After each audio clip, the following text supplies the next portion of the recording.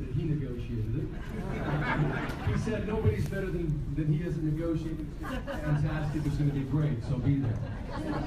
Yeah, he has friends in Hawaii, and some of them are with troops. So, all right. So I'm here to announce the quarterly awards and recognize those who deserve to be recognized. You know, we work every day very hard, and we work at a very fast pace, and it's good to take some time, occasionally slow down, and recognize our accomplishments, and this is an opportunity to do that. So if your name is called as we go through this, if you're present, that's the catch. You got to be present to do this. Stand up, okay? Did anybody get that? Are you in the room? Yeah, there you go. That was the response I was expecting. Okay. So let's see the next slide here. All right, so we're looking at second quarter GCI over 50,000. And as I mentioned your name here, please stand up if you're present. So Jane Adams, Grace Lindgren, Ray Da Silva, Terry Mallard, Marty Ahern, Chuck Costigan, Jan Bugatti, Barbara Thompson, Alex Medrano, Robbie Starr, Randy Berendis, Thomas Costa, Scott Petto, Kurt Summers, Cheryl Estes, Terry Frieden, Mary Nolan, Lisa Marie Hamlin, Charlie Tuttle, Kathleen Baumstarter, Lori Coelho, Veronica Salazar, Deborah Poole, Tracy Baldwin, Alan Mann, Natasha Guthrie, Irina Zalozna, and Carol Philpott. Congratulations. Moving to $75,000, we have Pat Hanley, Jeff Riggs, Michael Zhang, Katie Wilson Bolton, Sarah Van Claveren, Kathleen Bruno, Tracy Hampson, Deborah Sanatate, Deborah Delaney, Beatrice Lopez, Andy Torres, Karen Troop, and Janet Brecky.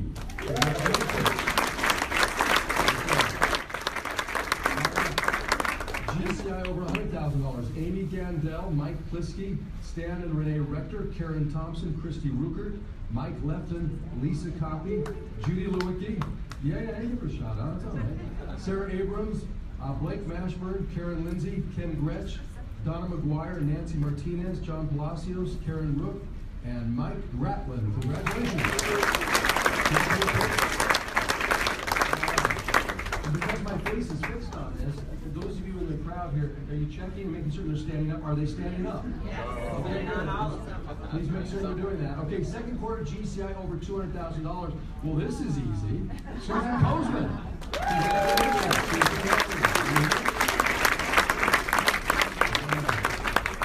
Okay, here we go. So we got second quarter gross commission income over $300,000. Holy cow. That's just a little bit of money. So we have Tina Hare, Debbie Gates, Alex Gandel, and Stephen Christie. $300,000 in a quarter. Fantastic.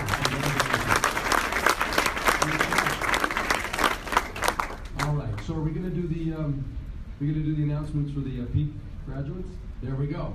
So we've got the Peak Agent Training. How many of you are familiar with that program? Do you know what we're talking about? Okay, anybody who's not familiar with it?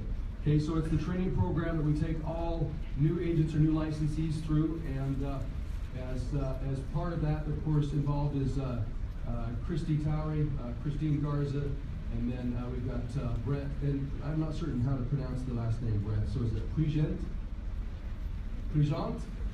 Cool, there you go.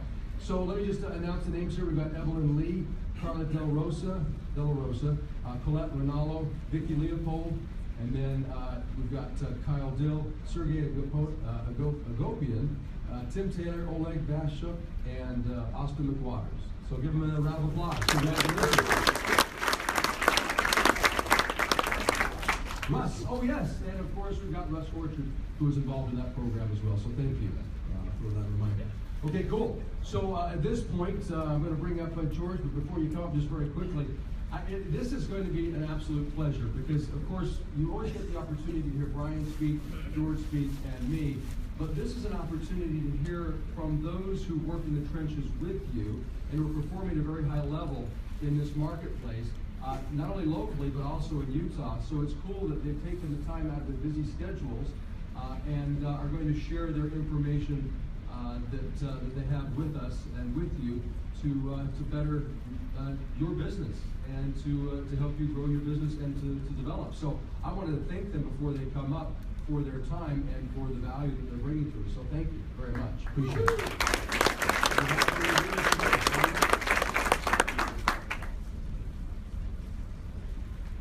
right, good morning, everybody. Good morning. Thanks for being here. We're excited. This is going to be a good day. So, as John said and Brian, we've got some great people to talk to, so I thought I'd talk to you for the next hour. All right. So, just real quick, I just wanted to mention just a story that I think is reflective of everything that's going to happen today. Number one is this. I remember I was 21 years old. I sat in front of an individual by the name of Steve Forey. And Steve Forey sat me down as a young man and he said, hey, look, just remember one thing. He said, one man, one woman will make all the difference in the world. And as I was reflecting on today's activities and the things that these good people are going to share with us, and the questions we'll ask, questions that you'll ask, things that we'll go through, the fact is that every one of us in here has the capacity, the ability to make a difference. And I know that these four individuals unquestionably have. And I know that you have. In fact, the reality is that we can have numerous people up. In fact, the whole stage could be you guys, and then these four go sit down and ask you questions just because of the experience that you have. So I hope, one, that you recognize that if you're not up here, it's not because we wouldn't want you up here. It's because we can only have so many people up here. But I know a couple of things that happen when a panel happens. One, there's people who get real excited and they get real inspired about what happened. Then there's another group of people who will look at these individuals and go, oh, I mean, this is what started me in my career. I looked around at the real estate office and I looked around the room and went, oh my gosh, if they can do that, I can do better. That's another good thing. And then there's the other people who are just like huffing and puffing and grumpy because they didn't like the way they did it, or they had a transaction that they didn't really like with them, or they heard something, saw something, did something, or they think that they should be up here. And you know what, here's the deal, you're probably right at some level. The fact is that maybe everything didn't go perfect. You're probably right that maybe you could be up here. The fact is that none of that will really matter if you check out from the standpoint of just simply taking a step back and asking yourself this great question: what can I learn today? Two fundamental things that each one of us seek is to have a peace of mind and our ability to be happy. So think about that. The mental side of peace, and the second part, the emotional side of happiness. What I think I find with these four people specifically is that they have a tremendous amount of fulfillment. In fact, it was fun with everybody but Blake. We went to dinner last night. We sat down, we had a conversation. What you started to feel from everybody was this great sense of fulfillment. So what is fulfillment? What I believe you're going to see with these four individuals is these two key components. So pay attention as they talk. Number one is they are unwavering in their growth. That their happiness is driven by the way in which they grow. The second part of that is that they are high-level contributors to other individuals. The reality for every one of us individually is that the more fulfillment that we each want out of our life is going to be driven by the impact of what we grow from the inside, but also then the contribution that we get from the outside. And I meet people all the time who are learners. They're learning, and yet they will tell me things like, I'm so unfulfilled. But they'll cloak it by things like, I'm depressed, I'm kind of out of it, I don't feel like I'm kind of into my game, I'm not quite sure what's wrong. And one of the easiest ways to fix that, especially with teenagers, is go knock doors. And it's almost instantly, the moment they knock doors, because they're doing something for someone else, they're growing and they're contributing, immediately they get this feeling centrally that occurs because they're fulfilled. So, we've got an exciting day. Remember, one man, one woman can make all the difference in the world. Don't underestimate that. And if you look again at the fulfillment that each one of us individually is striving for and that we want to have, you need to go for it. And then last I would just ask you is have vision. See the future. On this very stage, I told the story, and that is of Sir Edmund Hillary. When he was asked after he had already summited Mount Everest, he was asked, how was it? What was it like? And his answer in so many words was this: I don't know. I've already been there 10,000 times in my mind. It was exactly what I expected. Kind of interesting. I find it fascinating, the world that we live in. I mean, we're taking selfies everywhere, right? And this man does not even have a picture of himself at the top of the highest mountain in the world. He took a picture of Tenzing Norgay, the Sherpa that went with him, but he didn't even take a picture. Think about that. Because he had already been there 10,000 times before he ever showed up physically. So what I hope is, again, that you'll be inspired, you'll be moved, You'll want to do more, you want to achieve more. And I would just say this in closing, and we'll bring these guys up here, is this. Look, Tina brought it up yesterday, and it was great. She said, I remember when you talked about a while ago about being your best. And here's the deal.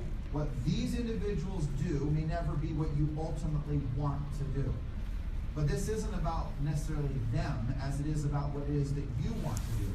And the question I always like to ask is, what if you gave your very best? What would life look like? These guys are a prime example of giving their best. If you gave your best, what would life look like for you? And so as you compare and you start looking at life, just remember, it's about you giving your very best. You guys have heard that story, right? Where I'll talk about two people walking down a trail in the woods, and if a bear jumps out, all that matters is that Justin outruns Tina. As long as that happens, Justin's okay. But Tina's a sprinter, so she might outrun him, and he gets killed by the bear. The fact is that, look, it's not what they do. It's a great measuring stick. So as you look at these, how about this? The words of Tony Robbins. Stop being so judgmental and start being a lot more what I'm going to say? Curious. Aren't you curious as to why these guys do what they do when you hear their story? Aren't you curious, or are you going to stand there and go, wow, are they a good dad? I wouldn't want to work that many hours. Are they really happy? Come on. Just for a minute, be curious when these guys get up here, man. Listen to them. Hear what they have to say. They're a little nervous. I shook all their hands. They're actually a little sweaty palms. They don't realize that they're sitting in front of you and you're judging them as to whether they're doing it right, not right. Did I say it right? Mean right? Did I say it the right way? Did I mean it that way? Just give them a break for a second. Be curious. Listen to them. Give them a chance to share something with you. And just because they don't do everything perfect, right? They don't. No one does. The fact is they've done some things, though, perfectly and extraordinarily well. And it's the reason why they are an example in their industry and the reason why they're here today. So, with that, let me read this. And we've got some music to boot. So here you go. This is the most nervous part of the whole entire thing right here. But I'm going to read this verbatim for you guys, okay? All right, here we go. We got Justin Udy. I'm just going to state this. One of my dear friends is the #1 producing agent in Century 21 Everest Realty Group. So he's the #1 agent out of in Utah. Last year he ranked number 6 in the nation and number 8 globally for Century 21. He closed 206 transactions for a total sales volume of $58 million. His awards include Top Rookie Producer, Grand Centurion in 2015 and 16, and Salt Lake Board Realtor of the Year for Sales Team of the Year for 2016. Justin has been in the business for 12 years with a prior background as a loan officer and flipping houses. He has degrees in marketing, information systems, and a minor in Spanish. Hola. Right? Right? He values the global exposure of Century 21 brand and the integrity and growth mindset of the Everest True Culture. Justin enjoys travel and the outdoor activities. He has devoted 10 years of his service to Amigos of Honduras. He and his wife Liz are the parents of a 9-year-old daughter, Riley, and a 6-year-old son, Alex. His favorite quote is from Vince Lombardi: "You've got to pay the price." Favorite song on his playlist, Beastie Boys, Sabotage. Please welcome to the stage, Mr. Justin Udy from California.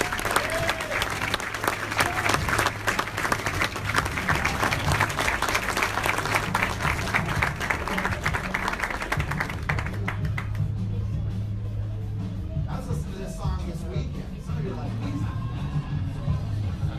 Just give it a moment. It's so good.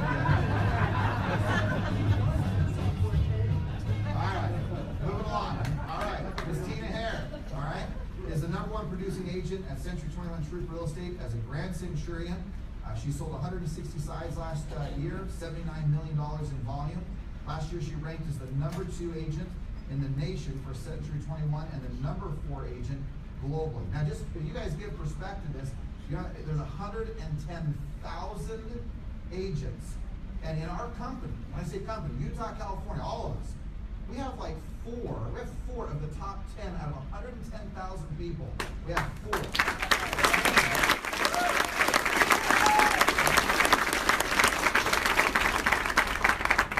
Tina has 27 years experience in the real estate agent, as a real estate agent in Ventura County. She is confident in her real estate knowledge and committed to negotiating the best deals for her clients. She cares about her clients and finding the right home for them. She has served in the local Boys and Girls Club and in Moorpark schools, also in the Lollipop Theater Network, a cancer charity for children. Tina and her husband Chris have 3 beautiful children and 5 grandchildren, and their hobbies and interests surround their sports. Tina values the national and international recognition of Century 21 brand and being part of a large company. But family nature of Century 21 Troop Real Estate. Her favorite quote is from Robert Frost. Quote, 2 roads diverged in the woods. 2 roads diverged in the woods, and I took the one less traveled by, and that has made all the difference, unquote. Nice. Favorite song on our playlist? Is this for sure true? Tears of a Clown by Smokey Robinson.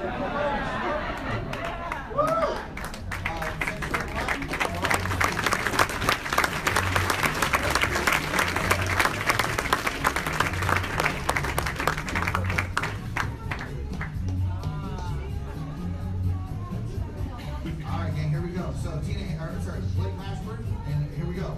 Has 27 years experience in real estate and entered the business after buying his first home and counting the commissions his realtor made.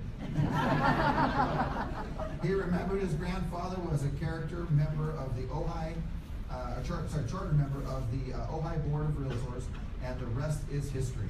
Blake has been consistent top producer, and his most cherished award is the 2009 Agent of the Year for the Ventura office. In 2016, he closed 41 sides for a total of sales volume of $26 million and was awarded a double Centurion producer by Century 21. I don't think it says here, but Blake also is one of the top 100 agents worldwide for Century 21, which was again just 110,000 people. How many people that we get to associate with is incredible. They're in that top mark. Civically, Blake is involved with the Ventura Botanical Gardens and Hillside Conservatory, along with the Human Rights Campaign. He prides himself on his strong work ethic instilled in all 6 of his parents' children, and was raised with the expectation that if he was going to do something, he should do it well. He values the mix of quote, family-owned and operated feel of Century 21 Troop Real Estate, along with the bells and whistles of the Century 21 brand. He enjoys gardening and spending time with his family and friends. His favorite quote is the family saying, quote, "You're fine," unquote. You're fine. Meaning, get up and dust yourself off because no one else is going to do it for you. Blake has been with his partner for over 25 years and recently married. Favorite song? Let It Whip by Daz Band. Yeah. Welcome up.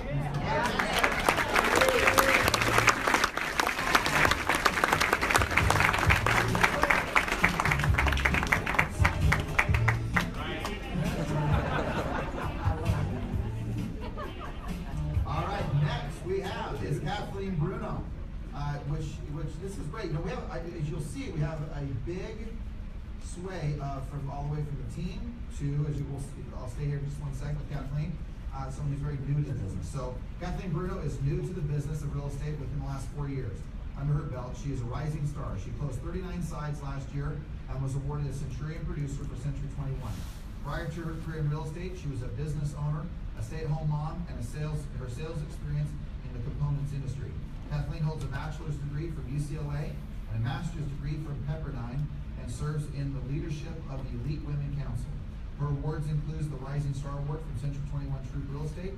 Kathleen is known for her unwavering optimism and energy. She enjoys working out and vacationing with family and friends. She has 2 teenage sons who are here today, by the way.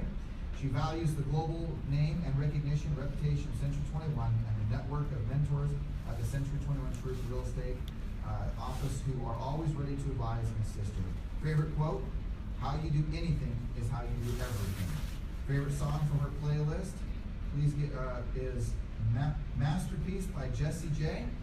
Did I say that right? All right, come on up, Kathleen.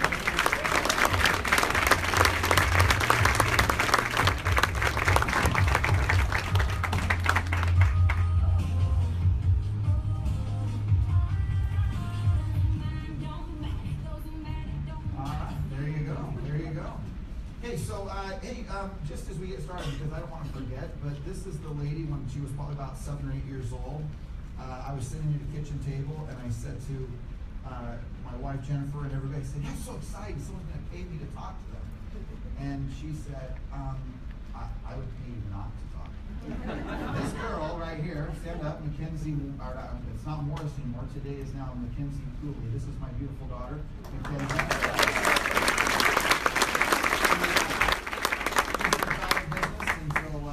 Anybody who wants to tell her how to do it and what not to do, she's all ears right now. So, thank you, Kenzie. All right. All right, well, thank you guys. Thank you for being here. Are you excited? All right. Late. Okay. All right. All right. So, hey, this is exciting from the stand, but what we're going to do is I just want to kind of go down the road here and just want to get just a thought or two of just your philosophy, your thoughts, your feelings in regards to just your business, and just kind of give us just a brief little intro. And then I think what's one question you want me to ask her from the beginning? What drives them? What drives them?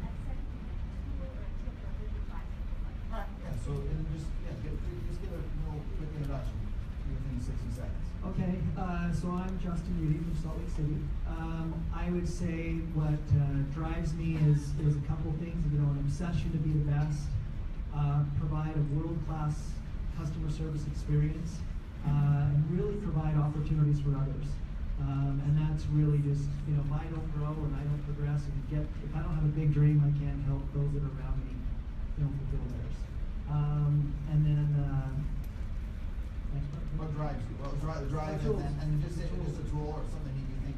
I think the best tip, and I think one of the things that we talked about is if you want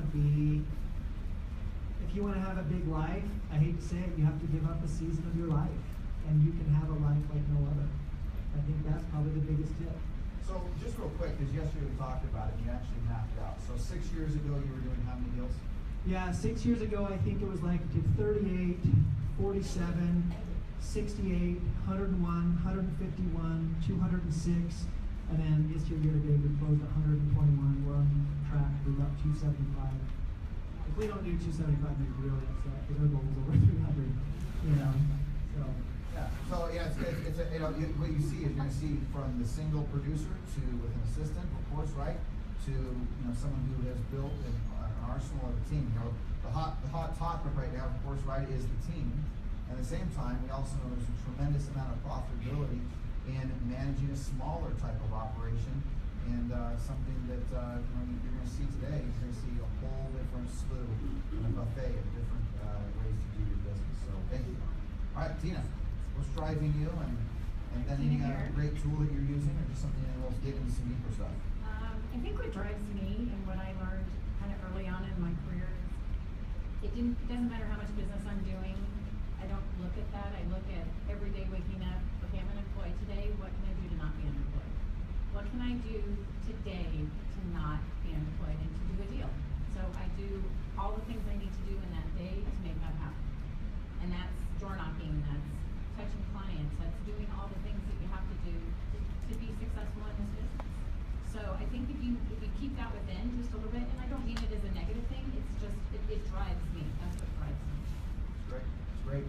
And then for you, just from the standpoint, goal this year, how many deals do you want to do? How much income do you want to make?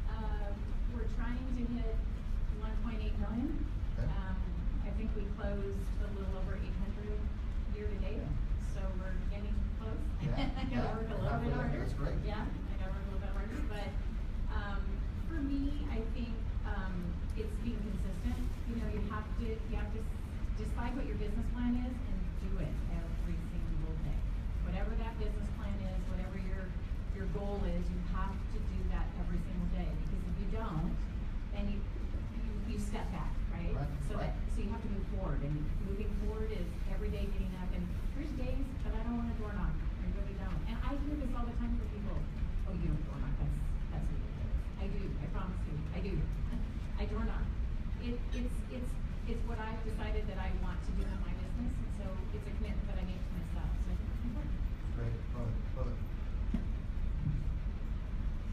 All right, Blake, what drives you? And then give us a tool or a tip.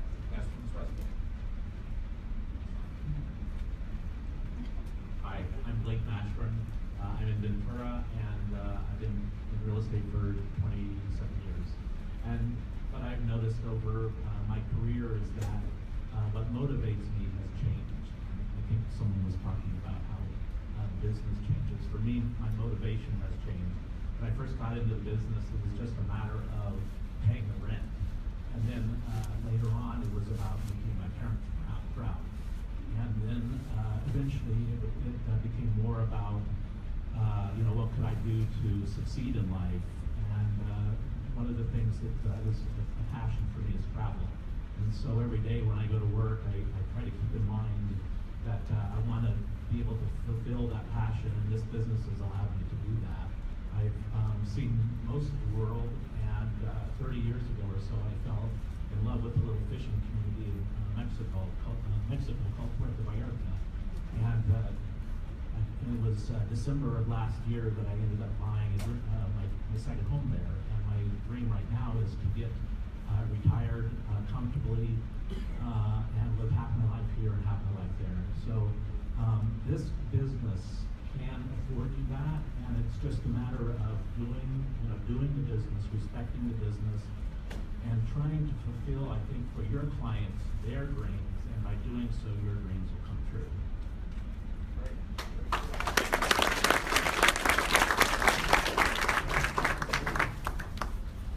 Hi, I'm Kathleen Bruno. I'm with the office. Almost everything that drives me, obviously, is in this room right now. That whole second row drives me, especially those two. I'm driven by a really deep need for self-accomplishment, and I really want to accomplish something so that I can go out and tell other people that they can also accomplish something. That they don't have to be perfect, that they don't have to be a certain age, that they don't have to be a certain way, that it's just never too late, that whatever your dream is, it's still accessible to you. I guess my tip would be that I just don't wait. I don't wait until the market's perfect. I don't wait until I have a perfect flyer. I was 49 before I got a real estate license, and I just thought that was great. Didn't matter. I don't wait for anything. I just do it. And because of that, things happen. That would probably be my biggest tip. Good, great. All right. What we're going to do is I'm going to ask you just a handful of questions, and we'll cycle in. We're going to open it up to the audience here. We're going to spend about 45 minutes going through this process. But let's first start with just mindset. Tina, for you, how do you make it happen the days that you don't feel like doing a job, or what do you do to influence your mindset and build your mindset? I know we've had conversations about how you were raised, what drives you from that standpoint, but how do you empower yourself? How do you create the mindset, from where you were to what you are? I mean, in my book, $1.8 million is a lot of money. How do you get there mentally? How do you work through that process?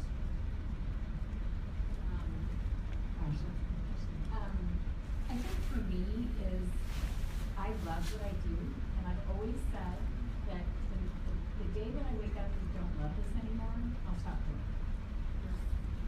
I believe with all my heart and soul that you have to love what you do, or why bother? It doesn't make sense. Plenty of careers out there, there's plenty of jobs out there. If you're not loving what you do, then you shouldn't be doing it. And for me, it's all about making a commitment to myself. I commit to myself that I'm going to do certain things. And so if I don't do those things, then I let myself down. It's not about anybody else. It's not about, the accolades are great and all that, but it's about my own personal fulfillment and doing what's right for me and my family. And so in order to do that, I have to set certain goals, right? And so to meet those goals, I have to commit to myself that I'm going to do this every day. So if I don't do it, I'm not letting any of you down, I'm not letting anybody else down but myself, right? So fair to say that way it gets your mindset centered of where it needs to go. Right. is getting a clear focus on what are my goals and my objectives. What is my goal today? What is my goal tomorrow? What is my goal for the year? So give us an example of a day. Is there days you don't feel like doing your job? Yeah, it's 110 degrees and I have to go Okay. door knock? Yeah. Sure. So from that standpoint, the days that you don't feel, I mean, because look, I actually believe there's often more days that we don't feel like what we want to do, what we should be doing, versus the days that we really like, oh man, I'm so excited that I'm doing this. Those days that you don't feel like doing them, what do you say to yourself? How do you work through that? Because there's no way you're taking off all the days that you don't feel like doing it, because you wouldn't be doing what you're doing if you were doing it. So how do you get through that? I think for me, again, because I love so much what I do and I have so much passion about it, that I don't have that many days. I don't have that many days that I go, oh, I gotta do this today. And I have great staff, so when I do, they look at me and like kind of kick me in the butt. So, you know, that helps. We kind of bounce off of each other. But I really think it's just all about what you want to commit to yourself. And so for me, I don't want to let myself down. So if I say this is something I'm going to do, then I do it. You know, because I believe that if you make that commitment to yourself, that's all that matters. And the rest of it is, you know, at the end of the day, it's following through with your own personal goals. I mean, and being confident in what you do. I say this to agents all the time. You know your market, know your business, and be confident in that. If you say to a client two different ways, well, yeah, I'm gonna get that price, or yes, you're gonna get that price, right? They're the same thing, but you say the way you say it makes all the difference in the world. And I do that to myself. Yes, I'm gonna do this. I am gonna make this goal. I am gonna do this. I don't let myself think negatively, because if you do, then you know. So you're obviously affirming within yourself. All the time, every day. Love it. Okay, Justin. So one of the things, I mean, look, that transition over these last 6 years, and I knew you right when you started in the industry, we had essentially you were doing no business, right? You've been in it 12 years. So from the standpoint of these last 6 years, what's shaped your mindset to be able to think from doing 30-something transactions? With, you know, there's people in this room to be like, hey, if I was doing 30+ transactions a year, I'd be doing great. To you're now disappointed if you don't hit 275. That's a huge spread. So Right? first of all, I mean, he came to my office a few weeks ago. He went, I'm like, Rob, my goal was 350, and I'm only doing 275. I mean, some of us, those are I have to be luxury 350 so I can beat her. That's the problem. So I think there's a progression that's occurred in these 6 years that I've watched you, and I can point out things, but I don't want to. I want you to say, what's happened? So this is what I would say first. So just know I was never saying in my mind, I'm going to be the guy that's going to do, you know, have a goal of closing 1,000 transactions and being in 10 different cities across the U.S., right? I literally closed 48 transactions, and that year I wasn't a good dad, I wasn't home, I was working all the time, and I was like, I am done. I'm like, I'm figuring this out because I'm either going to dig deep and figure this business out, or I'm getting out because my family is everything. So I said, okay, how can I do this, right? So I started transitioning. I said, okay, I need to build some people around me that can help me grow my business so I can have not only a big business, but I can also have a quality of life. So again, then through somebody I had cold called 4 years ago on one of my Facebook ads is like, hey, I'm interested, you know, and he became my first full-time buyer's agent, no business, never did anything, closed 27 deals his first year, right? And it's because I could focus on listings. Then I did 85 listings on my own the year we did 151. And I felt the same exact way as when I did 48. I was out on listings all the time, I was negotiating deals, and I was like, how do I do this, right? It is now to the point where I am now at 95% out of production. My business could run where I go in 2 days a week and it runs. It is only because I made the decision of making a hierarchy, and I also will say, I realize that I can't close 300 transactions on my own. You know, you can't do that on your own. You need to leverage yourself. But the thing is what I'm finding is like even my listing partner that closed over 100 transactions this year, she'll take off days and she'll leave her phone off because now we have a listing coordinator in place that will take the call, the director of operations that can take those calls, and so the quality of life is also there. And so that goes to now, I hate to say it, like, I don't live a big life. Like, you saw my car. I mean, I had the worst car in the parking lot until like literally January, you know, and it's because the engine blew. You know, it had 240,000 miles on it. Like, I live a very mild life, you know.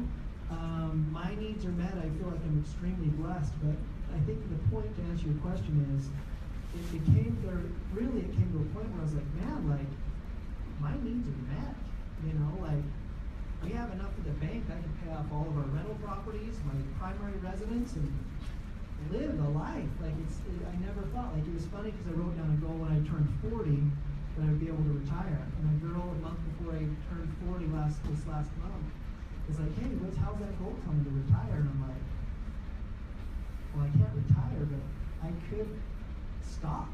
Like, I could stop, but it's only because that plan was in place literally 20 years ago. You know, I mean, and that's the thing. And again, that's a small life. It's like going to Taco Bell. You know what I mean?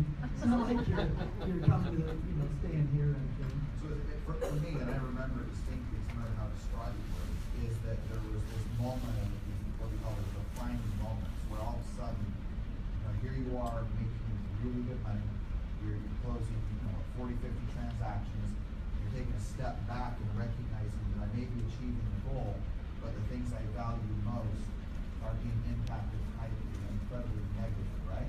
That's exactly So it almost right. became an ultimatum. Do I have to remove the goal, or I can establish or be part of the values that I really want in my life, or I've got to do it a different way. It almost became a line in the sand. You had to make the decision to help them. I think you have to get to that point, like, no more. And it's happened the same way of like, when you talk to agents and when they're like, they're doing 10 deals, they're like, I'm done doing 10 deals. I'm going to do 40. And this is how I'm going to do it. And then they set the plan in place, right? But it has to be, your big why has to be there. So it was funny because my whole shift was like, then as soon as my goal was like, get out of production, get out of production, get out of production, get out of production, finally I was out of production, I'm like, now what do I do? Because I mean, like, that was the one thing. And so then it was funny because I had a buyer's agent, and she got pregnant, and she came to my office and she was crying and she was like, I'm so sad because I'm like, I want to work but I can't, I can't really be showing properties. I'm just uncomfortable, whatever. And I was like, why don't you take a staff position? Why don't you come in the office? And so all of a sudden it became the shift where it's like, now I can provide opportunities to others. And it's like, come in the office, the whole buy side, become the buyer coordinator. I'll give you 401k, I'll give you profit sharing, I'll give you a better plan than most people in this industry give anyone, right? Because nobody gives insurance and all that stuff. And she just started crying. And that was so fulfilling. And I just realized, I was like, you know what, now it's like, I have to get something big enough that it actually, every one of my people have the opportunity to grow with me. And that's why it's like, okay, what do we do next? It's like, okay, can I be the first Century 21 agent to be in 10 different locations with a proven, repeatable, predictable system with high productivity, amazing customer service, delivering more than expected on every transaction, and still close 1,000 deals and still have the same as if, I was doing, right? And so now that, it evolves. Sounds like you know where you're going. Right. But it's an evolution, right? Yeah, It's like it we is. always have to It say. is. How many people on your team? I have 4 buyer's agents, 1 listing partner, I have 3 staff. And excuse me, I did hire 2 more buyer's agents within the last 2 weeks, so I have 6 now. But that's because I need to grow. Like, I know as soon as the goal is really, once I hit over 300 transactions, I know I can use that hub's money to expand into 4 different locations, right? And they'll just be close and test it out. Once those are grown and those are perfect and perfected, then grow it to another level, right? And I could probably go in 8 locations, really. I mean, I think it would work, but Thank you. Great. So Blake,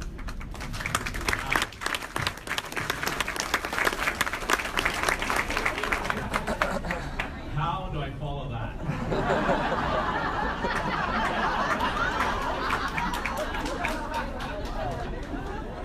Okay.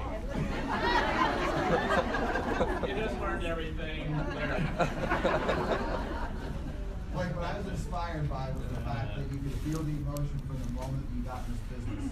And in fact, I was reflecting on the most important thing I wanted to do when I first got this business was to be able to just simply own my own home, right? Yeah. And I look at the fact that you talked about just being able to pay your rent in some words, right? And your parents were able to consider some emotion there. What's the, I mean, in fact, Justin yesterday said something interesting. I think we all go through different seasons of this business. What would you say to an agent in regards to if they were a new licensee? What should they be doing? And then let's move it to where you are 27 years later. What would you say that should look like? Yeah. Well, my business is very different than Justin's. Yeah, sorry. And I've actually attempted to put that together, and for me, it just didn't work. But I think, you know, again, kind of going back to what I was saying earlier, for me, you know, I came from having nothing to being very, very comfortable right now, but there's no shortcuts. You know, when you're new in the business, or even if you've been in the business a long time, you still have to do the door knocking. You still have to, you know, put deals together. You have to, you know, most of us are good at real estate, but we're not really good at prospecting, and that's what it boils down to. And eventually, hopefully for all of you that have longevity in the business like I've had, you know, you'll get to a place where, you know, where eventually you, like myself, can look towards a comfortable retirement. Because one of the things that I have often said to my assistant Lori, who's instrumental in my business, is that if I'm doing this after a certain age, and I won't say that age in case anyone out here is beyond that age, please just come behind me politely and just you know, knock me out and tell me to go home. So fortunately for me, all the years hard work have got me to a place now where, you know, I have a database that just repeatedly picks out the number of leads that I want to do, which is much fewer numbers. But I'm also very comfortable with where I am, and I have a really great lifestyle because of this business and having, you know, done all that hard work earlier on. Well, I think that speaks to one thing, and this is what we were talking about last night, was the impact of that there's a season of our lives that we have to dedicate just these maybe unbelievable amounts of time, energy, effort, hours. And I suspect, I have to believe that the life that you have built has been based on a season, a period of time where that type of level of sacrifice was created. Oh, yeah. Is that fair? Yeah, lots and lots of hard work. Everything you're all doing right now, just keep doing it. Build your database. You know, manage your database. Get a database that is easily managed, because some of these databases, you know, they're not. You have to be, you know, comfortable with the database you're using, and then become the big fish in that little pond. Your little pond is your database, and become the big fish in your little pond. What would you said prospecting. So for you, what would that look like? First of all, what advice would you give someone who's 5 years in the business or less, from the standpoint of prospecting? What does that look like for you? What do you know it needs to be? Yeah. That's not what you may be today, but you know, as you've observed after 27 years, like 3 decades, what does that look like? It's just all the standard stuff. It's door knocking, telemarketing. I mean, I used to laugh because back in the 90s, the market took a really big dive, and it was worse than the last downturn. And I was training with Mike Ferry at the time, and I used to laugh, you know, years later into that, after he got me through those awful years, that it was because of him that I got through those years. But later on, I thought, geez, if I have to keep doing this for the next 30 years, I need to get out of the business. So, because it's going to kill me. But there was a period, right, where You had to do those things. You had to talk. It's amazing that we're salespeople. We had to talk to people. Yeah, you have to get out there and do the hard work. But then just keep building that database, treat people the way you want to be treated, help them obtain their goals, and by doing so, your goals will be met. Well, awesome.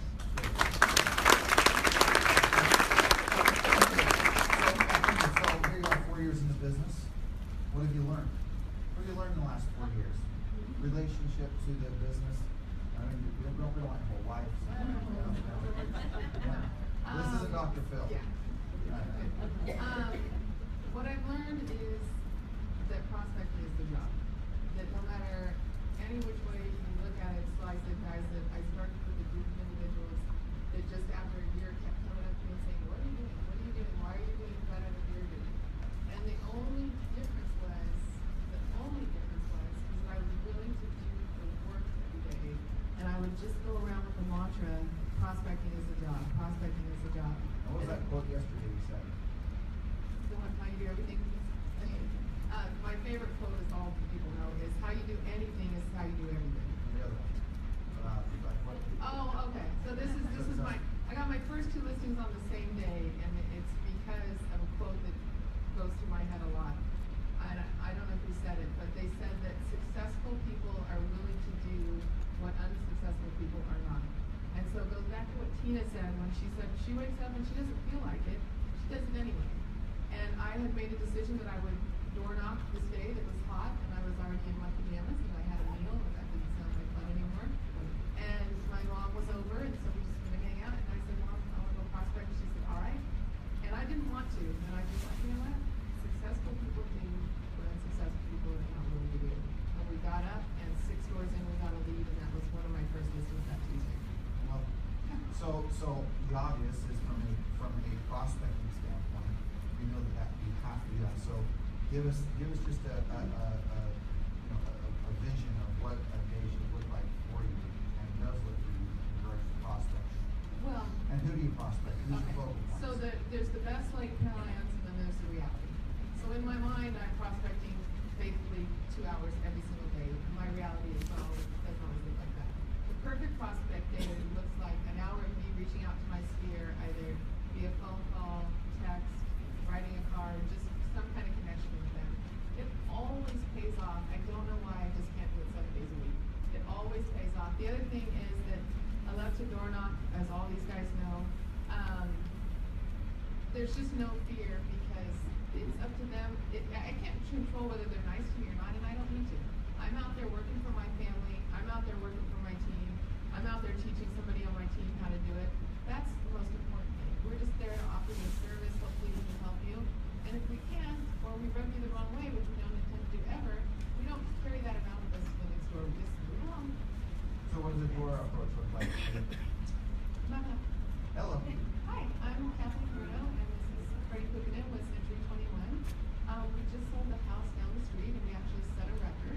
So we're bringing good news, and we're just wondering if you know anybody that's thinking of buying or selling in the near future. It's nothing, and Stanley and I did that one day. We got $1 million listing, set a record, made a flyer. We set a record. We sold this $1 million listing. Passed out flyers for an hour. Got another. We got a $1.1 million listing door knocking, and that's a guy that doesn't want a door knock and didn't think it worked, and now he's converting. I want to know how you say that. I want to know how you say that. I say can. Not door knocking. Palm Springs last That's week. right. That's good. I mean, the reason why I wanted you to do that is that you see that really what is so easy to do is also so easy what? Not to do. And although you can tell that you know that you're doing it because just me saying, hey, what is your open line? You're like, look, here it is, and it becomes simple. Hand me a stack of flyers. I could door knock everybody right now. But and that's what I'm saying. Don't wait. Even sometimes in the beginning it would take me 2 hours to make a flyer, which is obnoxious. And I just got to the point where I'm like, just print out a C of A and get on the road. Get ready for the day. Yeah. It's always, and I saw people that were just like, no, if I could just learn some more, I go to a few more classes, or I just, something shifts or anything changes, and I thought, nobody got time for that. You gotta go out and go to work. Here's the big challenge, I think, of this business that we're in. If you start even with what Justin said, Tina, Blake, and Kathleen, those are great names. I don't know why that happened.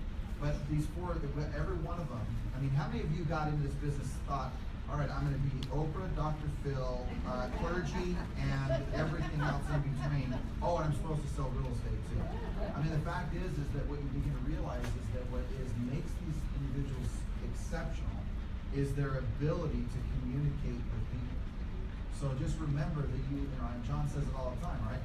We are in the people business, and the number one skill that we have to learn is our ability to communicate. You might like brick and mortar and numbers and market analysis and spreadsheets, but in the reality of when it's all said and done, that isn't what's going to make you all the money. What's going to make you the money is being an extraordinary communicator. It is the single most important skill we will all develop in our lifetime. So, all right, so we jump back right down to Justin. Just let me ask you this. One of the things I've always appreciated, you said something for years, and you said you have to know your craft. So talk about just your belief on skill sets. How do you develop a skill set? What do you think are maybe some of the most important skills that should be developed by an agent? Yeah, I mean, I think one of the hardest things is you definitely meet people that do not make it their craft. They make it something that's just haphazard, it's not professional, it is not, again, this world-class customer service experience. And I do believe that you have to be the market expert. You have to be the true real estate expert, the go-to person, right? I mean, the calls that come in, if they call you about land, you know price per square foot. They call you about multi-units, you know average rents for the area. They call you about residential homes, you know average price per square foot, appreciation in that location, what sold, where it sold, how much, and the history of it. Especially where you guys farm neighborhoods so much, right? So know the numbers. Know your craft. Know that data like the back of your hand, because then your competition, you have no competition. Like they'll sit down with you and be like, whoa, like I can't believe nobody even told me that. And the thing is when you know it, like frankly, you tell people it doesn't make sense for you to even sell, but it's because of this, this, and this. So I would do this, right? And then you start to become, I think the number one thing we have to think of in this business is we are here for wealth creation, right? And if we think that way, we are essentially not to like, I'm saying that in a way of like, when you're providing such an amazing service where you'll do anything for your client, they will refer 10 people to you. And so when you're thinking like an investor for that person, where your number one goal is for them to build wealth in real estate, then all of a sudden it changes it. Skill sets, I would say, it has to be everything we ever do, and I say a lot, and all the time, me personally, but it's constant and never-ending improvement. It's a Tony Robbins, he calls it canneling. And it's something of like anything, every time I ever learned anything, it's because I was so weak at it. So, anything from when it was door knocking is like, I'm gonna do everything from door knocking. When I'm gonna prospect, it's like, okay, I'm gonna do everything prospecting. When I didn't know anything about land, guess what? It's like, I bought the books, I went to the seminars, I went to everything because it had to become a part of me. And then I learned something else that becomes a part of me, something else that becomes a part of me. When I say I'm 95%, I mean, I'm still doing business, right? Like I'm in the business, but it's like, I'm doing a commercial piece of property, I'm doing industrial land, I'm doing a multifamily, I'm doing like in our market, $1 million is like $5 million to you, it's like the grandiose property, Our average price point is $282,000, right? Out of everything that we're doing right now. So you can see why I have to do 350 to beat her, right? I gotta do it. But yeah, constant improvement, digging deep. It's just easy to give up, I mean, it's easy to be like, it's just called 50 people and they all tell me to F off. And it's like, and I have an appointment, but it's like, you have to see the light in the clouds. And it's like, no. My goal is to provide an opportunity and a life that my wife and my kids and my family, or whatever that big, massive why is, and it's like, you know what? I've only been prospecting 6 hours. I got another 10 hours today. And I will tell you, like, there is times where I am still today one of the last people in the office, right? I was the guy that showed up on New Year's Day, right? Because nobody else works on New Year's Day, but everybody's off. I was there on January 2nd. I didn't call early because nobody could answer the phone early. You answer it at noon, you know? I mean, you do the things that others won't want to do, and I think work ethic will always beat out skill set. The ticket to success is working hard. That's the ticket. Skill set can be learned, but working hard, you'll beat your competition every time.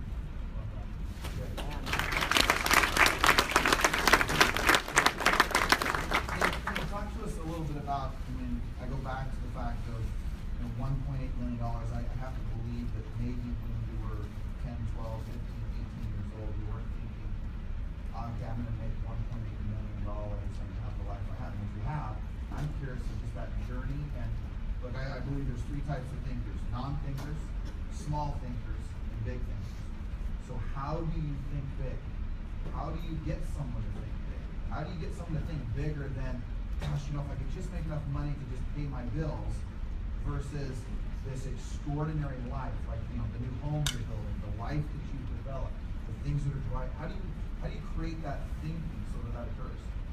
So a really cool coach that actually Brian set me up with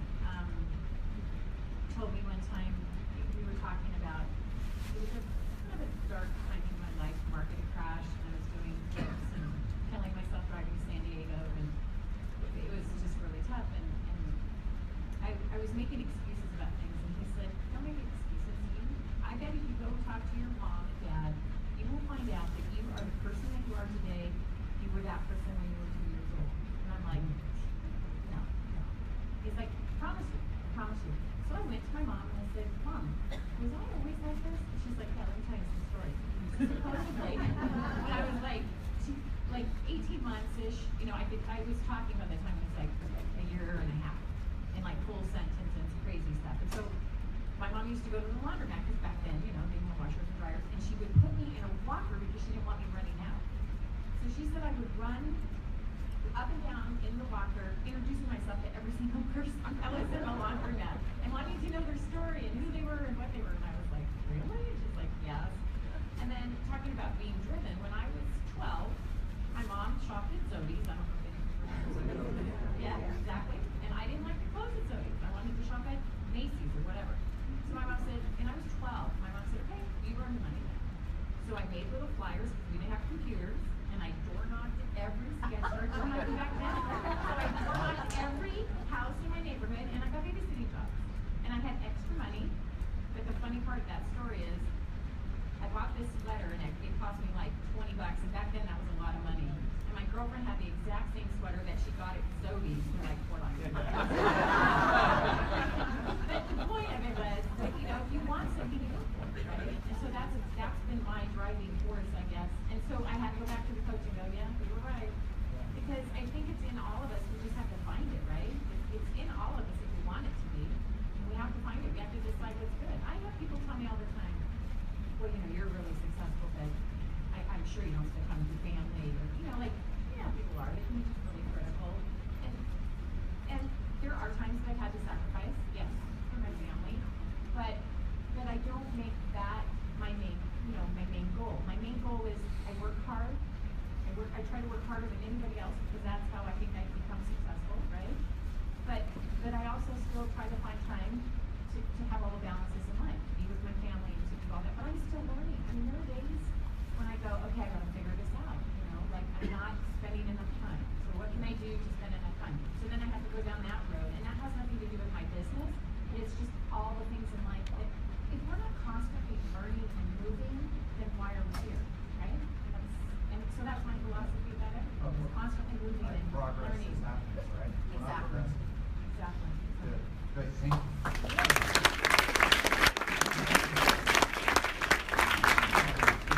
Just a few more minutes and we'll open it up to everybody. But just like from the standpoint of coaching, mentoring, like you mentioned Mike Ferry, books that you've read, what would be some of the key things that have had the deepest impact on you in your life? From the standpoint of things that you either have gone out and got the training, or gone and seen something, or associated with something, or read books that you recommend, people you recommend listening to that have had an impact on the way you've shaped your life and the direction it's going? Well, these two are pretty motivating. And you as well. Yeah, and everyone else here. I would say, it was, like I said, when I got into business, it was 1990. I had just bought my first house, and I think when I closed escrow, the market did not. And so I hung on to it as long as I could, and eventually did a short sale on it. And I was selling real estate at the time, and again, I somehow or other I got connected with Mike Ferry. Mike Ferry taught me, everything I needed to know as far as prospecting, which is again what it all comes down to, right? And again, like you said, he taught me what I needed to do to scratch up the business to make it work. And then I became somewhat disillusioned by that because I was running very tired. Like I think Justin said, he become kind of tired of being at a certain level. And I then was introduced to Craig Proctor. Has anyone heard of Craig Proctor? Yeah. So Craig Proctor was more about reverse prospecting, right? Marketing so that people contact you.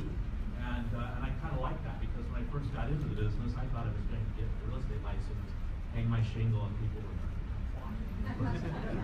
That doesn't happen, which is, I think, what you're hearing.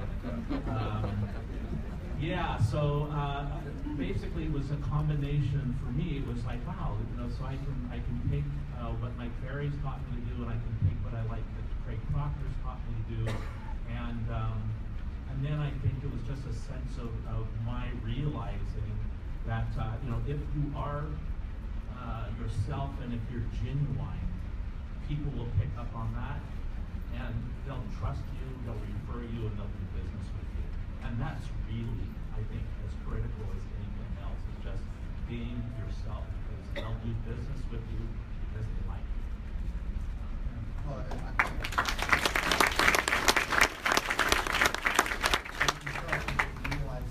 one of the things that shaped for me is when I would walk into a listing early on in my career, I would be thinking about, what are they going to ask me to do? Are they going to ask me to cut my commission? Are they going to ask me to do, they're going to list an unrealistic sales price? Are they going to ask me to do things on the property that I'm not willing to do, from ridiculous marketing to other activities? And I would sit there and I would pound down all the things I didn't want to do for them, versus what shifted for me is I would walk into a listing, I visually would see myself literally jump into the middle of the living room, and that I would simply say, how can I help you? Right. And what I'm hearing from you is that there became a shift where you realize that all that I have to do is make sure they get what they want. And be real, be authentic, be sincere, loving, caring, all the words that we almost don't want to use in business, but the reality is what drives people to us because of those things. So that's awesome. I love that. That's great. Thank you. Thank you.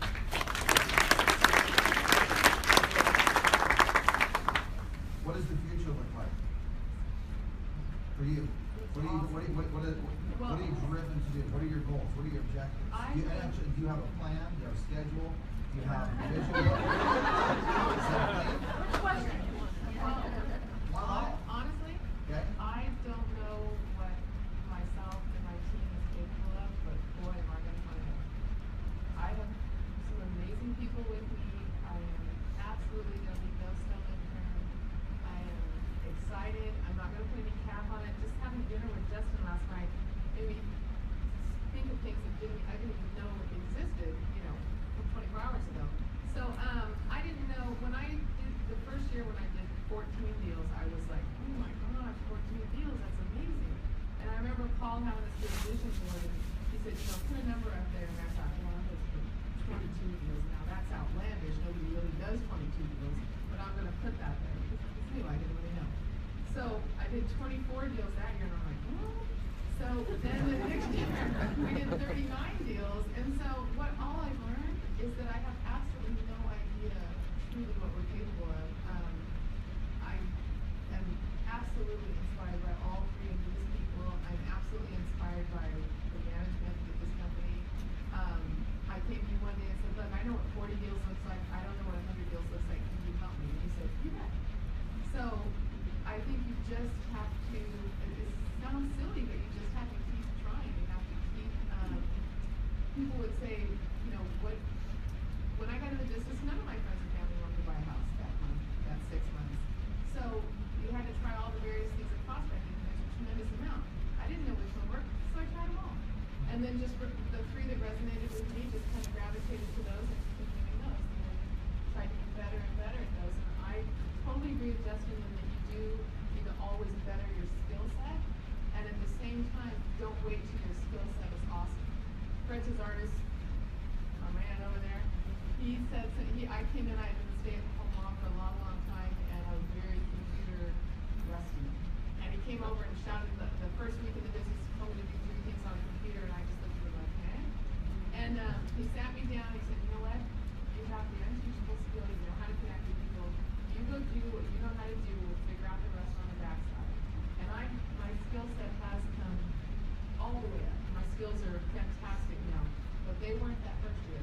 And I still went out and just did what I knew how to do, which was ask people for business, talk about real estate, and just keep trying.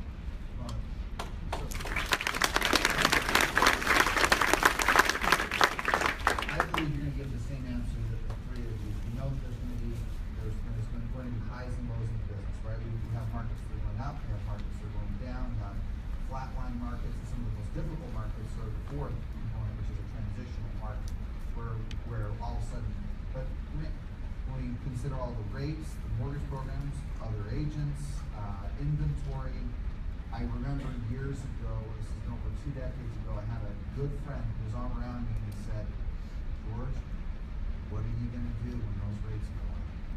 And I remember I went, I remember going, and for some reason, I hope what you guys are hearing here is that the one thing that one of them spoke, Blake mentioned the market was crashing, but he figured out a way around it, right? He figured out, wait, it doesn't matter if the market was crashing, I'm still going to make it.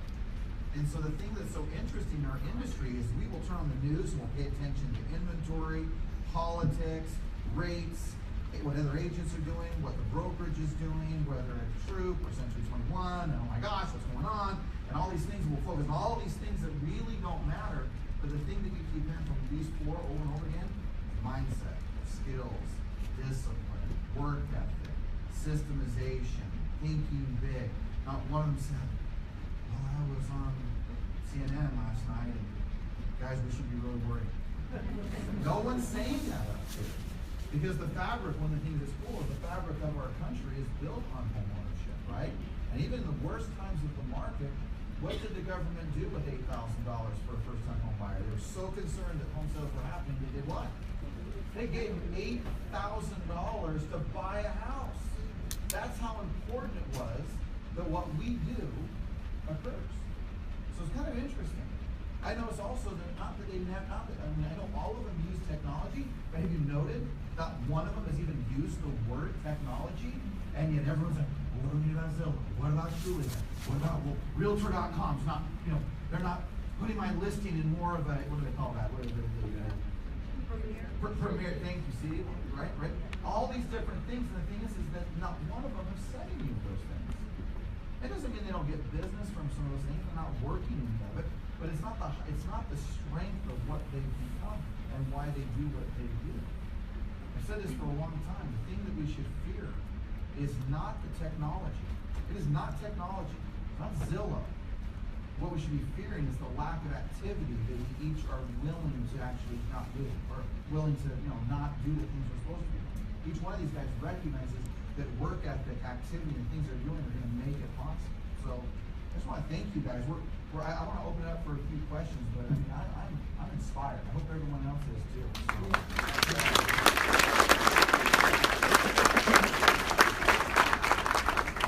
let's take a handful of questions. We've got just 5 or 10 minutes. So, Christy.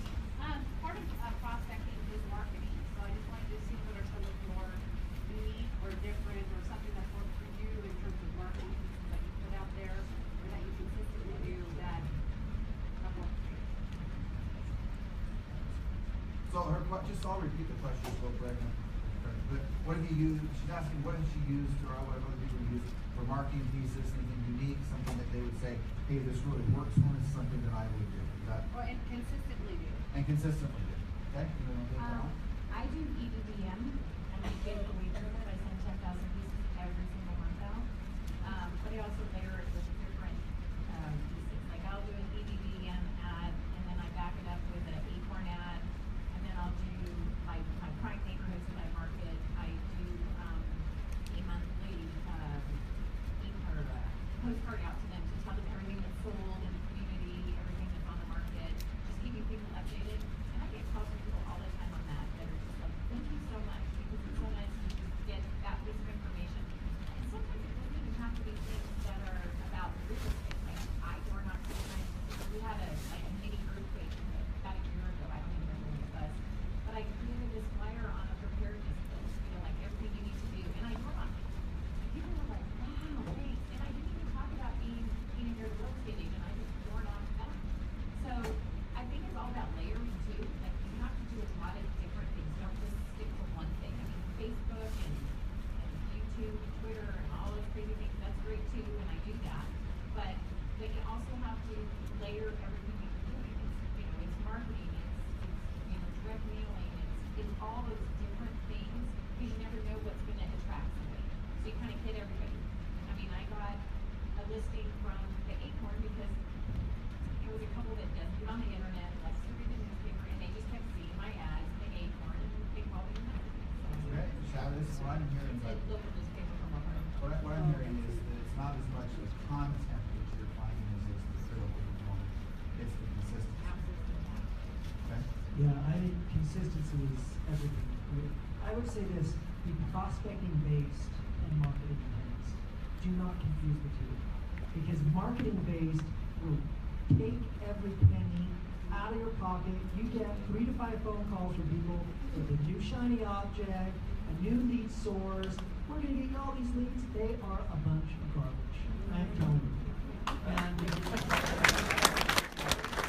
so I would say, like farming, right? For me, I think about farming and I want to just stab my eyes out.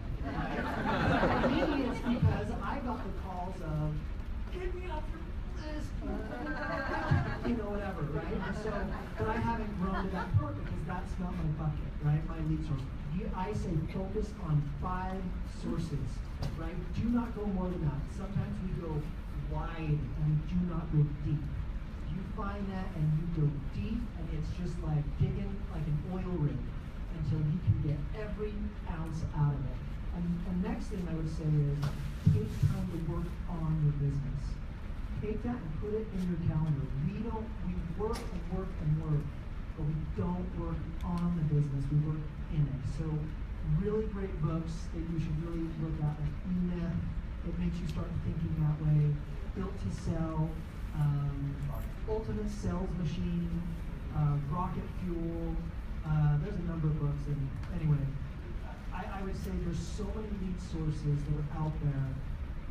Find the one, consider this, your best unique selling proposition is you. Because you, just like you said, is who they want. They don't want me, they want you, and so, I think we get so overburdened with lead source, costs, I gotta do this, gotta do that.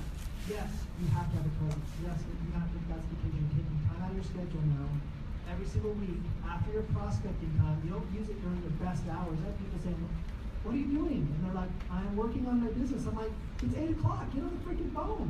You know what I mean? It's like work at 1, whenever he's at lunch, or work when you go to lunch. You don't even go to lunch. Have your lunch, don't go to lunch anymore, right? It's like, have your lunch there and work on it. And so with the marketing stuff, I would just say, there's so many different pieces. Find the ones that you really enjoy and like, because you'll find you dig deep, right?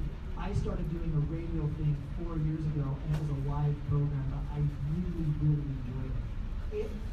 After 12 months of paying for it, it was a break even, right? It wasn't like this amazing thing, but I loved it. I enjoyed it. I was able to share it. The next year it was great, and it was just this little live thing that lasted 30 minutes, like whatever. And so I'm not saying get into radio. I'm saying that was a source that I loved it, right? Like I can find myself. You didn't like doing the marketing pieces. Somebody else will be like, I love doing these pieces, and so guess what? It ends up being world class, right? because the unique selling proposition is you because you like doing it. I don't know if that makes sense. Good, okay, other questions?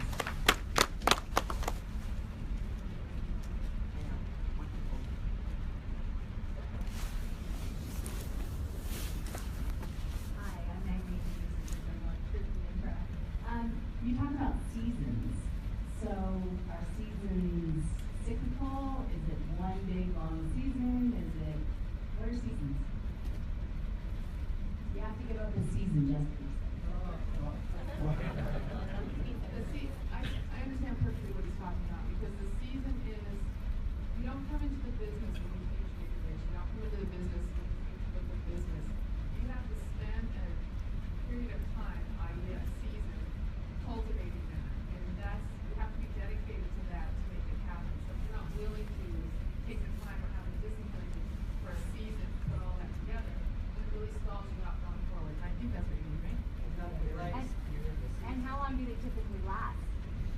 That's how much you want to accomplish, Yeah. right? There's no ceiling. Like, I hate to say it, like, I don't know who's in the Super Bowl. I don't know who's in the Final Four. I gave up leisure. Like, and some people are like, you're nuts, right? I had to give up certain pieces of my life to create something else, right? And I think that's what we've all done. We've given up time with friends, families, lunches, screwing off, going golfing, whatever. Whereas our peers are doing all of it. But guess what? Like, my busiest season in our market is usually December is the slowest. And for me, it's the busiest. It already takes off, right? And it's not because, like, it's better. It's because we're working. Like, we pick up all the market share. So, when you talk about a market shift, hoorah. Because guess what? Your competition gets thinned out. My market, everybody sounds like everybody's grew, you know, when the market got bad. Because, hallelujah, get rid of the people that don't know what they're doing, they don't know how to serve, they don't know how to help you. Just remember that every single season is temporary, right? It's not spring all year long. It's not fall all year long. So you start looking at those seasons, just recognize that every sacrifice that any one of us will make, whether it be for 1 year, 3 years, 5 years, or we say, hey, we're going to sacrifice a decade, like, you know, the book Outliers talks about it, those who dedicate 10 years of their life to a particular, you know, job or arena of business will become experts, masters of that. So there's those seasons, but you know, just remember, they're all temporary. Just the question goes back to is how bad you want something and how much sacrifice you want to give to make sure you absolutely get it. So let's have two more questions. John, go ahead. My name is Donna. I'm with the CD office, the main office, and I have a question. This is my third year, but my first year full-time agent. I did it part-time for the first 2 years. And I just wanted to know if you have experience with any lead generating systems or how you grow to get more listings in that nature, having what you guys to develop. I don't use any lead generating systems. I don't have any faith in them. I've done a couple of them and I just don't. I find my lead generating system. I believe in me. But I also put money in my business. Here's the thing that I think is really important that everybody needs to understand. If you own an auto shop or a restaurant and things were starting to fall apart, you're not gonna not put money in that business, right? So why as realtors do we think we don't have to put money in our business? We absolutely have to invest in ourselves and our business. Because if we don't, we're not gonna grow. So I invest constantly in my business. And that shifts every year. We look at every year I say, where did all the leads come from? How much did we spend to get those leads? How much money did we make? And then I shift. So business is changing all the time, all the time, all the time. But if you're just starting out, I'm gonna go back to my thing. Go door knock. Find a neighborhood that you like and that you're really interested in. Go door knock it, but learn everything about it first. Run all the comps, know how many sales there are, know how many floor plans there are, be able to speak it, and then go door knock and own it. Like, I started out 27 years ago, and my goal was to dominate one firm. That was my goal. I wanted to dominate my town. And I have. I've been the #1 agent here for 16 years. No one can even touch me. And I'm not saying that from a coffee standpoint. It's because I've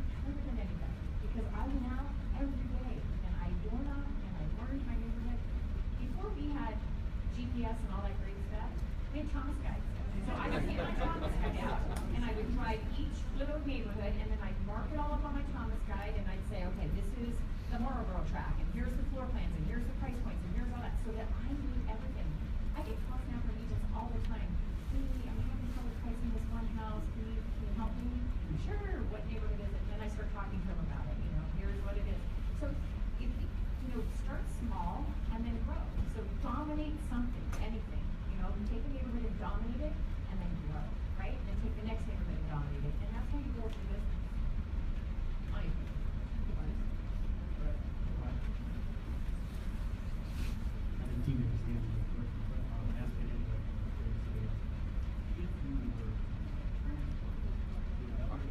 If you were to be transported to another part of the country where you knew nobody and you didn't have any money, what would you do to get back to the level that you're at now? I'm prepared to answer that because I was just there 3 years ago. And like I said, nobody was willing to, I didn't know anybody. And all our bills were paid, but we didn't have any extra to invest in marketing for going to adventure. So it was just absolutely pure sweat equity armed with the belief that I can do really well for people if all I need to do is reach out to the people. And one of the smartest things I've ever heard was ask for the business.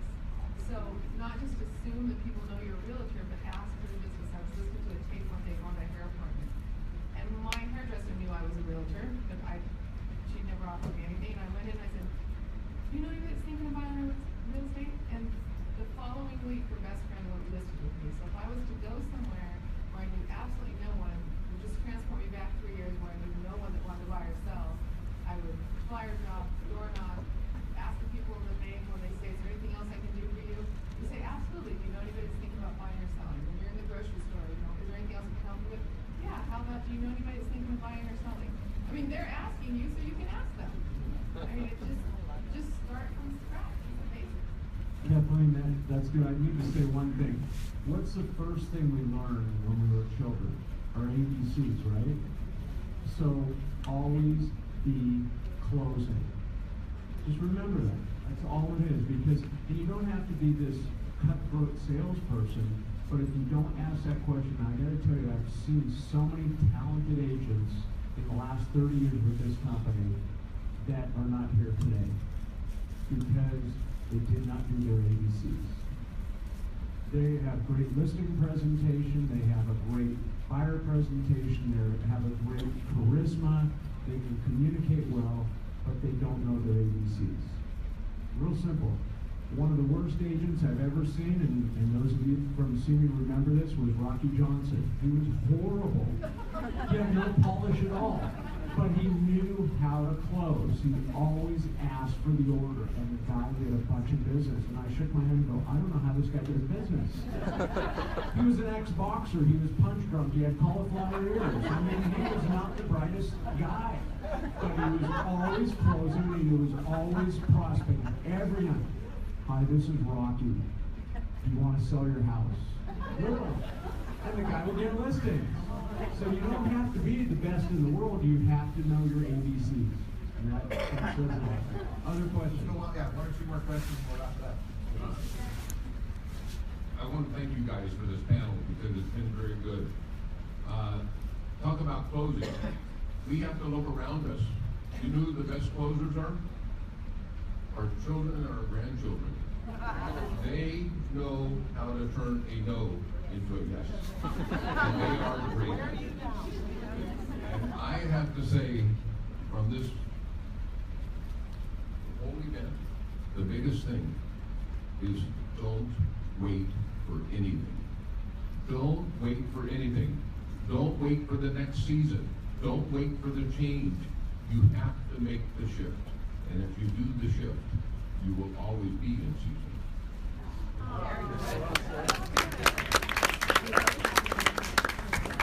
I probably don't need a mic, but I'll use it anyways. I had a question for Tina. What does your typical door knocking experience look like, and how do you keep a strong mindset if somebody screams at you when you show up to help? My daughter-in-law and I, she works with me, and so we are not together, and we take a street, and we kind of compete with each other to see who's going to get walking, and it was a couple of months ago, and I'm always like happy, and so I go to the first door and got to talk to people, it was great. Then I get to the second door, and she's like on the third or fourth floor, right? And this lady opens the door, and first thing she says is to me, "What do you want?" And I'm like, "Well, hi, I'm Tina. You know, talking to you about the neighborhood. I just wanted to come by and tell you, you know, I sold the house down the street. We're just letting you know, da da da, you know, thinking something. I don't need to know it. Okay. Like, you know, I just wanted to introduce myself, da da da da da." So then she slammed the door and almost hits me in the face. And so Libby's walking by and she's like, "Oh," and I'm like, "Whatever." And, you know, just went to the next door, and that's really nice. And we ended up giving the listing that day, but it's like, you just, you know, you just can't let the negative people get to you. I mean, like, you have to kind of look at it too, like, the thing that I realize sometimes about door knocking is you're kind of intruding on somebody, right? You're knocking on their door, and it might not be a good time for them. So if somebody's not happy, I always say, "I'm so sorry, didn't mean to interrupt you. If there's any, you know, if there's anything I can do for you, here's a card." If they don't want to take the card, then, you know, there's not much you can do about that. But you have to remember that you're kind of intruding into their space, so you have to be respectful of that. So you always have to have a smile on your face, but you always have to be prepared for that door to slam. And you can't get discouraged by that, because I promise you'll get 10 slams, but then you'll get maybe 5 listings. You know, like, I mean, if the numbers just work out, they do. The more you door knock, the more successful you're going to be. And it's not just door knocking. I mean, I talk about door knocking. You do drop-bys. I mean, a lot of people don't realize that I do a lot of drop-bys. So what a drop-by is for me is I present a gift. Like, we just did 600 drop-bys, and they were little pots, little clay pots, terracotta pots with seeds in them with herbs, and it had Teen Hair and Sweaties on the back. It just had a cute little, Libby's very good at quotes, so she comes up with this catchy little, she's an ex-preschool teacher, so she always got those cute catchy quotes. So she put a little cute catchy quote on it. And we have a guy that puts them all in his wagon, and he takes them with his son, and he goes and door knocks or drops them off at the doors. And so he dropped one pot off, and was going down the street to drop another one off. And this man had pulled up, saw the pot, got back in his car, and went over and talked to him and was telling him, "Tell Tina thank you so much. We just love all the stuff she drops by. She's so awesome. We just love her." I didn't do anything, right? I didn't drop the thing off. It's just the gesture. And like for the July one year, we went and bought those little glow sticks for the kids. So like if they're going to the 3rd of July thing, they can have glow sticks on. We dropped all those by, and of course she put another little catchy thing. So you don't always have to be present. Like I do it consistently, but I also do drop-bys, and I think those are really important. So, you know, it's not always door knocking, you can do other things too. All right. Good. We're ready. Now we're ready. One more.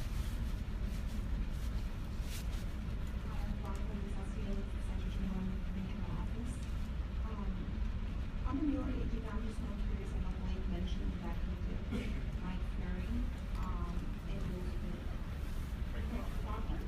So I'm curious as far as what are the other agencies as far as the system, and what would you recommend for a newer agent? For coaching, or when you say system, I hear some sort of something that is Well, or sorry. I'm sorry, the systems, like, okay, there's the Mike Ferry system, there's Craig Proctor, there's Mike Ferry, there's Ruffini, and I know that I'm trying to figure out what system to use as a newer agent to be able to grow my business. Gotcha. So what systems would you recommend? Would you use each individually first, and then whatever you recommend in the agent? So as a newer agent, I think you have to be prospecting based. So, I mean, I think we kind of talked about this last night, right? Is different people have different mentalities. So I'm always a believer you have to do what's true to you, right? I'm a big marketer. She loves Brian Buchanan. I think Brian Buchanan is great, right? However, I like Mike Ferry's like hard charging, get things done now and today, like the work ethic part, right? There's a million coaching companies. I would say, I will tell you this, and I know you have limited experience with things with George and John, but you are lucky to have. They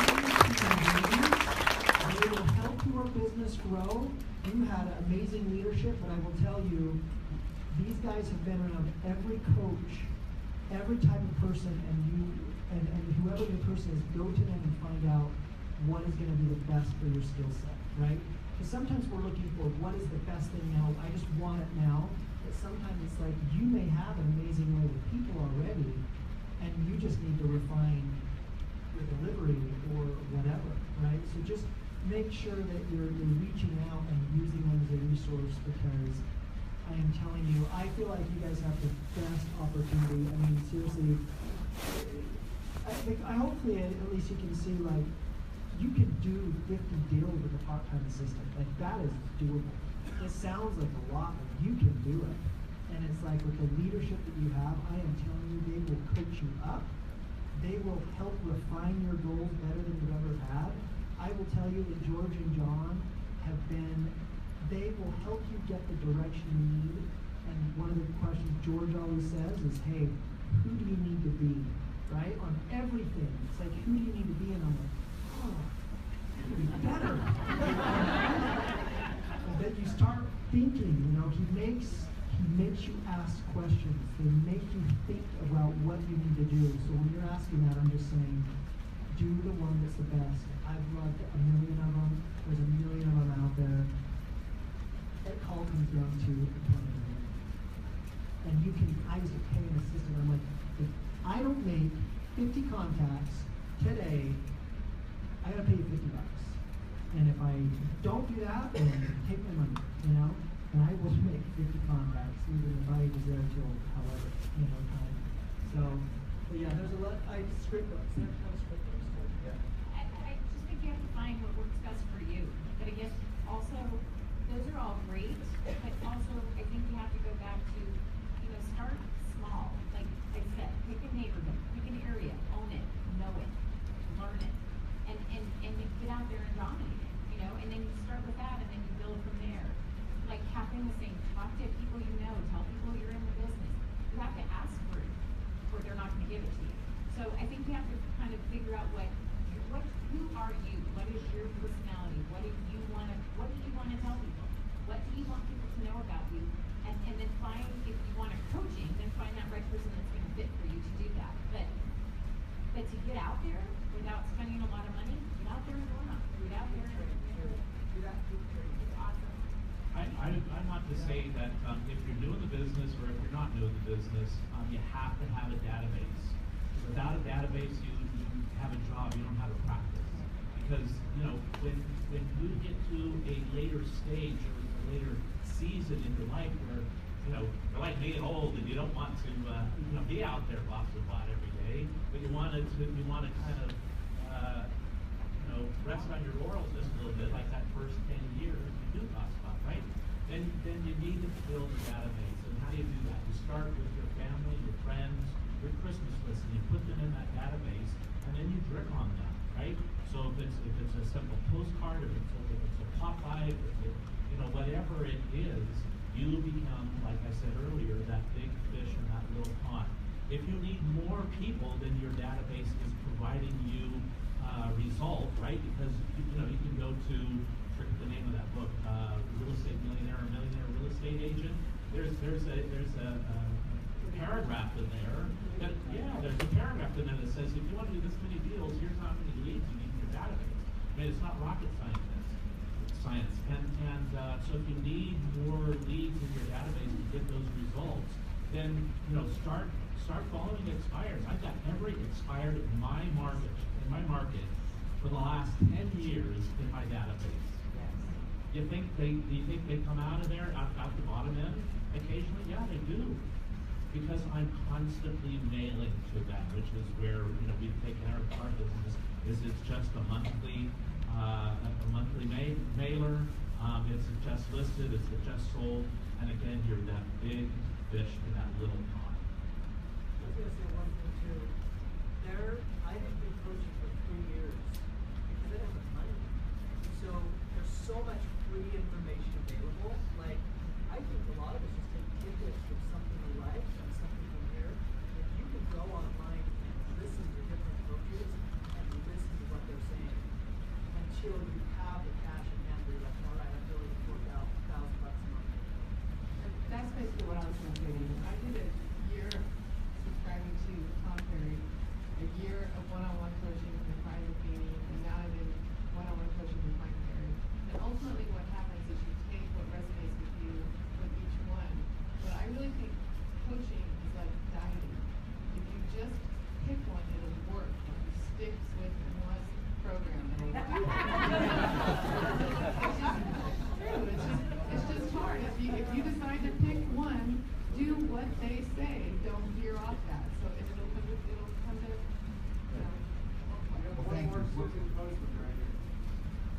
We're out of time.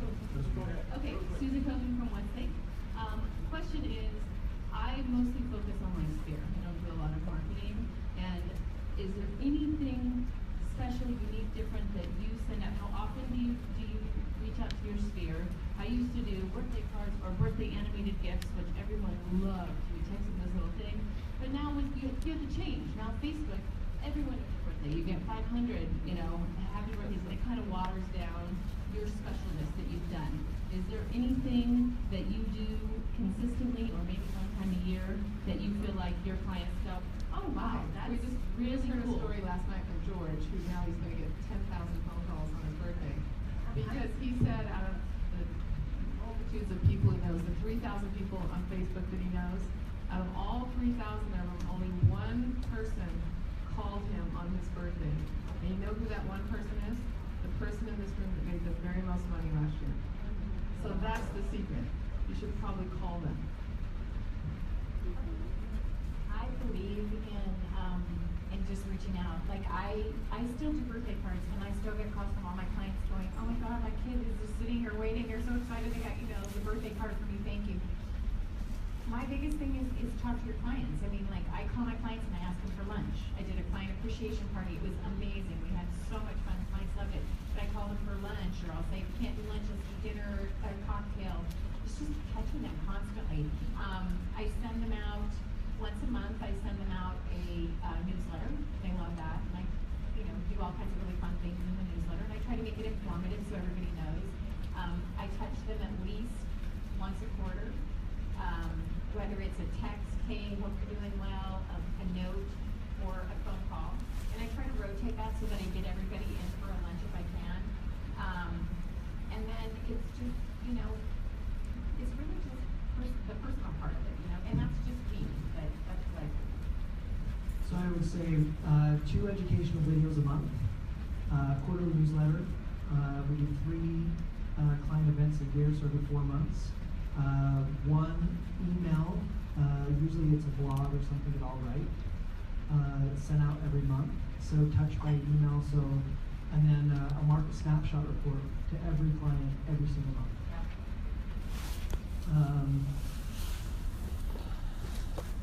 Videos, quarterly calls. I'm missing something. We do one other touch, but that's pretty. Oh yeah. Track everything. Track everything.